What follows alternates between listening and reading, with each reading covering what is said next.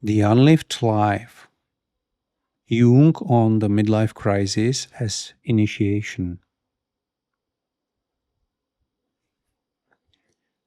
A man in his early 40s walks into therapy. By every external measure, he has succeeded. The career is built, the marriage is intact, the mortgage is being paid. There is nothing wrong with his life that an outside observer could name. He cannot get out of bed. He has begun to drink earlier in the day. He is angry at his wife for reasons he cannot articulate.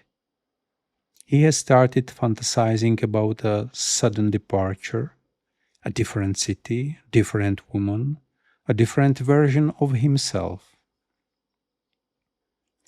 He doesn't want a sports car. He wants something he cannot name. What he is encountering is not a malfunction. It is the precise moment at which the structures he built in the first half of his life have completed their function and begun to dissolve. The first half of life has a clear biological and psychological task. Build an ego strong enough to take a place in the world, establish competence, form attachments, generate offspring or generative work, accumulate the capacities required to function as an adult human being. This is not a shallow project. It is the necessary substrate for everything that follows. A person who skips this doesn't leap into spiritual maturity. They become an adolescent at 50, dressed in the language of awakening. The metaphor is precise. The sun rises in the east, expands its arc, fills the sky. The morning has a particular quality of energy. Outward, expanding, productive.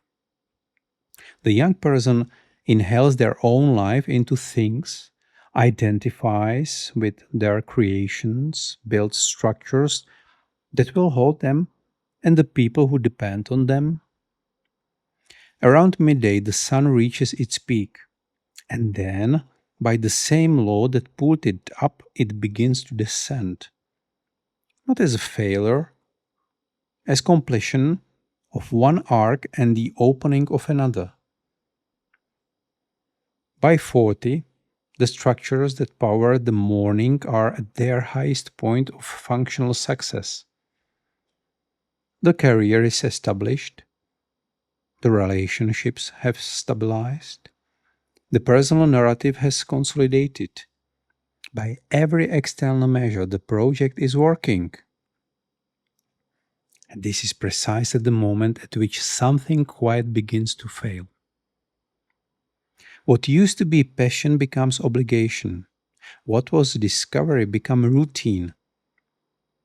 The I want that drove the morning shifts into I have to, and the structures begin to feel like consumers rather than expression of life. This shift is not anyone's fault. It is the natural exhaustion of the morning's energy. Statistical patterns confirm this. Rates of depression rise sharply around 40 in men. In women, they often begin earlier. These are not isolated breakdowns. They are the empirical signature of a structural transition that the dominant culture has no language for. To succeed in the first half, every one of us paid a specific price. We chose paths, which means we did not choose others. We developed certain capacities, which means we suppressed the rest. The man who succeeded by being rational and reliable buried his sensitivity, his playfulness, his contemplative streak. The woman who succeeded by being agreeable buried her sharpness, her ambition, her willingness to disappoint others. The athlete buried the artist, the pragmatists buried the mystic. What was buried did not vanish. It went into the unconscious and waited. Around midlife, what was buried begins to press on the door of consciousness. It rarely arrives as insight. It arrives as depression, as restlessness, as inexplicable rage, as longing for things one cannot name, as sudden inability to perform what used to be effortless.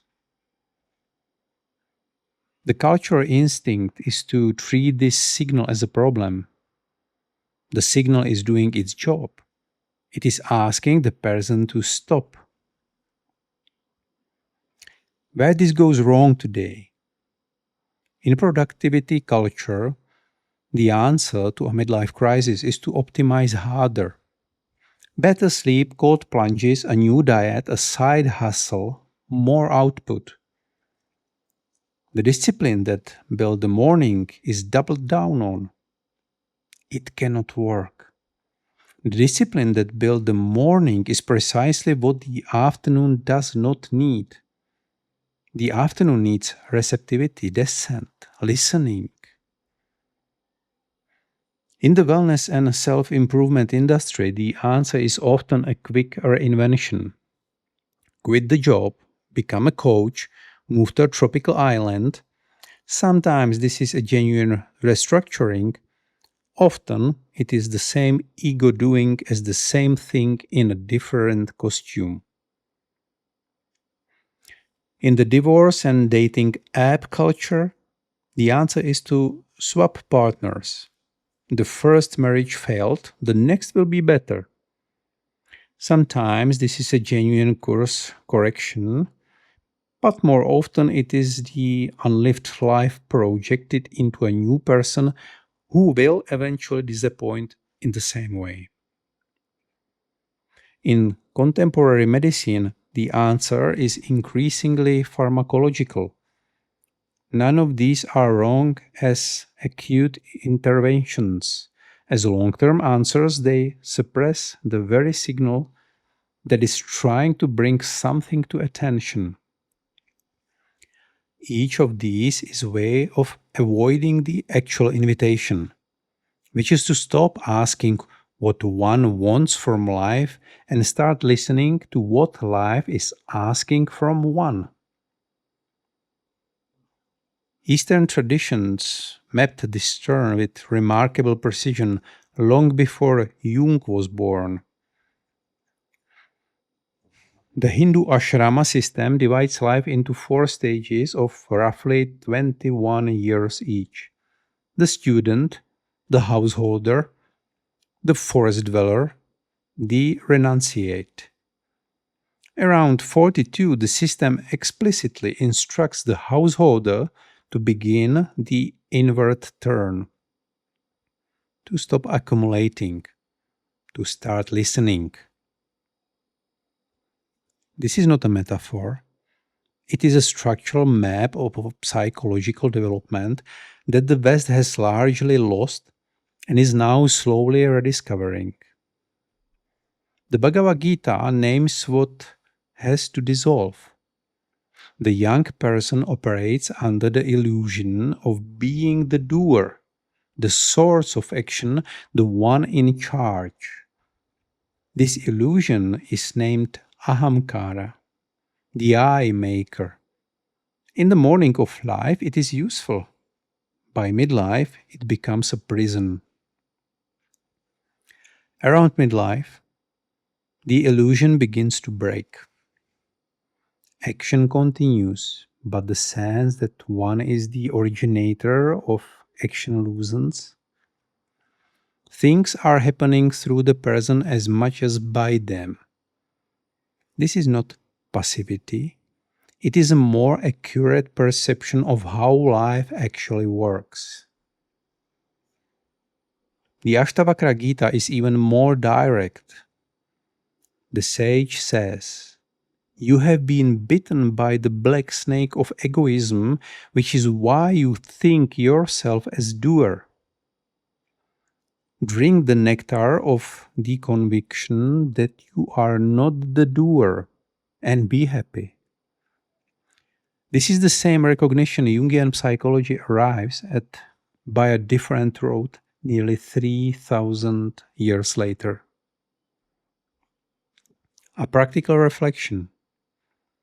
Sit with the vision of yourself you were at 25.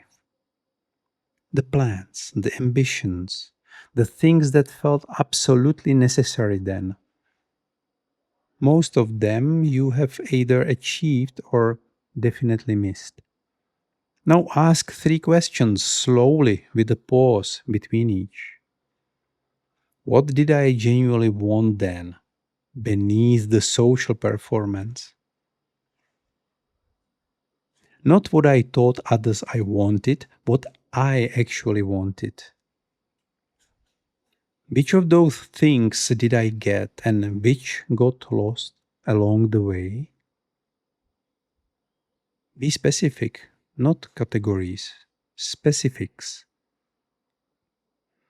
If I were not afraid of looking foolish, what would I begin to do now? The third question is the one that matters. Most of what stops people from making the midlife turn is not lack of insight. It is the social cost of being seen as having changed.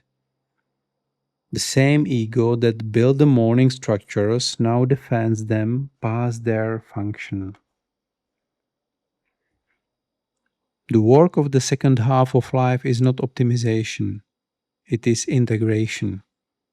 Bringing into consciousness what was buried for the morning to succeed, allowing the parts of yourself that were exiled to come home, even when they do not match the identity you built.